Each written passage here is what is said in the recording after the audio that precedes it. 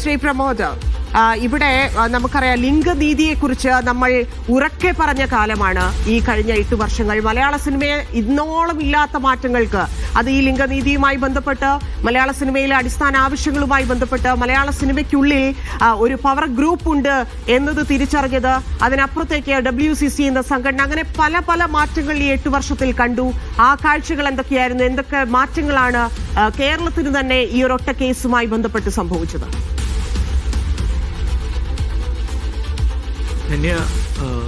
നടി ആക്രമണ കേസ് എന്ന് നമ്മളിപ്പോൾ വിശേഷിപ്പിക്കുന്ന ഈ കേസിന്റെ വിധി നാളെ വരികയാണ്.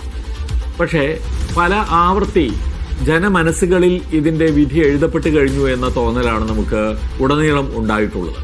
കാരണം തെളിവുകൾ അത് എത്ര കണ്ട് നിയമപരമായി നിലനിൽക്കും എന്നൊക്കെ അറിയാൻ നാളെ ഒരു ഉച്ചയോടെയൊക്കെ ആകേണ്ടി വരും എന്ന് നമുക്കറിയാം. പക്ഷെ അതേസമയം തന്നെ തെളിവുകൾ ജനങ്ങളുടെ മനസ്സിൽ ഏതാണ്ട് സ്ഥാപിക്കപ്പെട്ട് കഴിഞ്ഞതുപോലെയാണ് നമുക്ക് പല കാരണങ്ങൾ കൊണ്ടും തോന്നുന്നത്. കാരണം ഇതിപ്പോൾ ജുഡീഷ്യൽ സ്ക്രൂട്ടിനി എന്ന് പറയുന്നതും അതുപോലെ പക്ഷേ പബ്ലിക് മെമ്മറി എന്ന് പറയുന്നതും ഒരുപോലെ ആവണമെന്നില്ല. ജനങ്ങളുടെ മനസ്സിൽ ഇത് മുഴുവൻ ഉണ്ടാകും. ഇനി വിധി എന്ത് തന്നെയായാലും ഉണ്ടാകും. ആ നിലയ്ക്ക് പല വഴിക്കും പലതാലും തെളിയിക്കപ്പെട്ടിട്ടുള്ള പല സന്ദർഭങ്ങളുടെയും വെറാസിറ്റി, അതിൻ്റെ സാധുത തെളിയിക്കപ്പെട്ടിട്ടുള്ള ഒരു കേസാണിത് എന്ന് നമുക്ക് പറയാതിരിക്കാൻ കഴിയില്ല. പക്ഷേ അത് നിയമപരമായി എത്രത്തോളം പ്രാധാന്യമുള്ളതാണ്, എത്രത്തോളം പ്രസക്തമാണ്, എങ്ങനെ അത് നിയമപരമായി ലിങ്ക് ചെയ്യപ്പെടും, ഒരു ഗൂഢാലോചന ഉണ്ടായിട്ടുണ്ടെങ്കിൽ ആ ഗൂഢാലോചനയ്ക്ക് അടിസ്ഥാനമായി ഈ തെളിവുകൾ എങ്ങനെ മാറും എന്നതൊക്കെ വളരെ വളരെ പ്രധാനപ്പെട്ട കാര്യമാണ്. ഞാനിവിടെ പറയാൻ ഉദ്ദേശിക്കുന്ന ഒരു പ്രധാനപ്പെട്ട കാര്യം, കഴിഞ്ഞ ഈ 8 വർഷത്തിനിടയിൽ നമുക്കറിയാം മാധ്യമങ്ങൾ ഏറ്റവും അധികം ചർച്ച ചെയ്ത ഒരു കേസാണ് ഇത് എന്നത് തർക്കമില്ല. അപ്പോൾ അങ്ങനെ ഒരു കേസായി ഇത് മാറിയതിന് പല കാരണങ്ങളുണ്ട്. സെലിബ്രിറ്റി സ്റ്റാറ്റസ് ആണ് പ്രതിയുടെയും അതുപോലെ തന്നെ വിക്ടിമിന്റെയും സെലിബ്രിറ്റി സ്റ്റാറ്റസ് വളരെ പ്രധാനമാണ്. അതുപോലെ തന്നെ മറ്റു പല കാര്യങ്ങളും ഇതിൽ ഉൾപ്പെട്ടിട്ടുണ്ട്. ധന്യ തന്നെ സൂചിപ്പിച്ചതുപോലെ സിനിമാ രംഗത്തെ ഒരു പുത്തൻ ഉണർവ്, ഒരു പെണ്ണുങ്ങളുടെ ഇടയിൽ നിന്ന് അല്ലെങ്കിൽ ഒരു സ്ത്രീ മുന്നേറ്റം എന്ന് പറയാവുന്ന തരത്തിലുള്ള WCCയുടെ രൂപീകരണം വരെയും ഹേമ കമ്മിറ്റിയുടെ ഒരു റിപ്പോർട്ട് തയ്യാറാക്കൽ വരെയുള്ള കാര്യങ്ങളിലേക്ക് എത്തിച്ചേർന്നത് ഇതിന്റെ പ്രാധാന്യം കൊണ്ടുകൂടിയാണ്. പക്ഷേ ഇതിലെല്ലാം ഉപരിയായി മാധ്യമ പ്രവർത്തകർ തന്നെ ഇതിൽ നിലപാടുകൾ എടുക്കേണ്ടി വന്ന സാഹചര്യങ്ങൾ കൂടി ഈ വാർത്തയുമായി ബന്ധപ്പെട്ട് നമുക്ക് കാണാൻ കഴിഞ്ഞിട്ടുണ്ട്.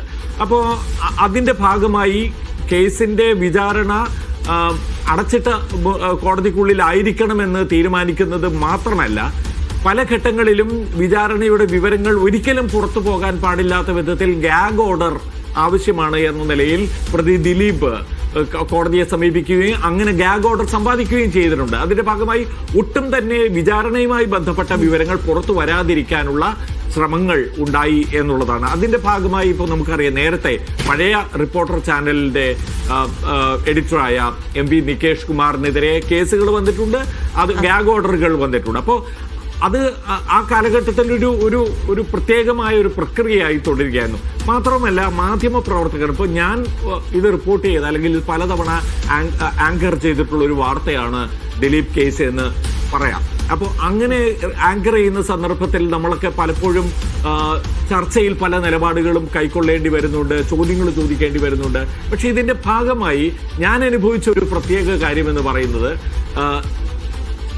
എനിക്കെതിരെ പോലും അല്ലെങ്കിൽ ഞാൻ കൂടി ഉൾപ്പെടുന്ന ഒരു ശൃംഖലയുണ്ടാക്കി അവർക്കെതിരെ ഗൂഢാലോചന നടത്തി ഒരു വാട്സപ്പ് ഗ്രൂപ്പ്, ഫേക്ക് ആയിട്ടുള്ള ഒരു വാട്സപ്പ് ഗ്രൂപ്പ് ഉണ്ടാക്കി എന്ന തോന്നലുളവാക്കി ഒരു കേസിന്റെ ഒരു ഭാഗമാക്കി മാറ്റുന്ന ഒരു സന്ദർഭം ഉണ്ടായി. അതായത് ഞാൻ ഉദ്ദേശിക്കുന്നത്, ഇപ്പൊ നികേഷ്, ഞാൻ, അതുപോലെ തന്നെ സ്മൃതി പരുത്തിക്കാട്, ഇവരെയൊക്കെ ഉൾപ്പെടുത്തുന്ന ഒരു ഗ്രൂപ്പ്.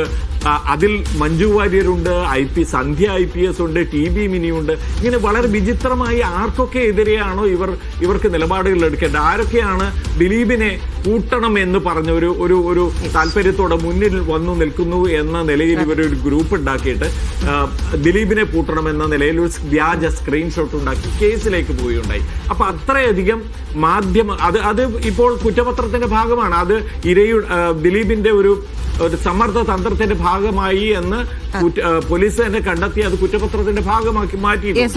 അങ്ങനെ പല നാടകങ്ങൾ സംഭവിച്ച കാലമാണ് കടന്നു പോകുന്നത്. രണ്ട് ഗ്രൂപ്പുകളായി തിരിഞ്ഞ് ഏത് രീതിയിലാണ് ഈ കേസ് ഇത്രനാൾ കേരളം കൈകാര്യം ചെയ്തത് എന്നതുണ്ട്. പിന്നീട് എന്തൊക്കെ ആ കേസിനകത്ത് സംഭവിച്ചു എന്നത് പരിശോധിക്കേണ്ടത്.